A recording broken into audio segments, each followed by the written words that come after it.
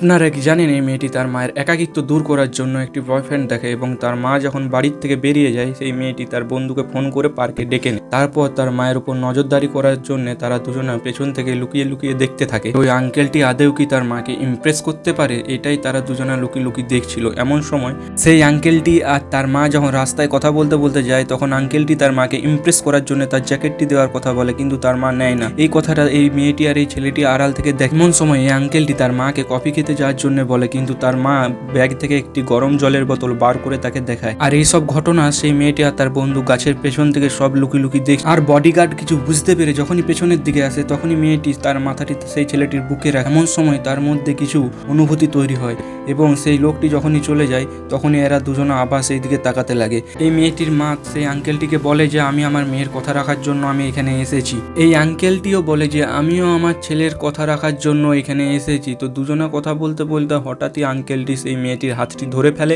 এবং তাকে জিজ্ঞেস করে যে তাহলে আমাদের বিয়ের দিন কবে ঠিক করব। এমন সময় মেয়েটি হাতটি সেই লোকটির কাছ থেকে ছিনিয়ে নিয়ে বলে যে আমার আলাদা বয়ফ্রেন্ড আছে। তার মায়ের এইসব কথা শুনে সেই মেয়েটি খুবই দুঃখিত হয়। আর এর নেক্সট ভিডিও দেখতে গেলে চ্যানেলটা সাবস্ক্রাইব করো।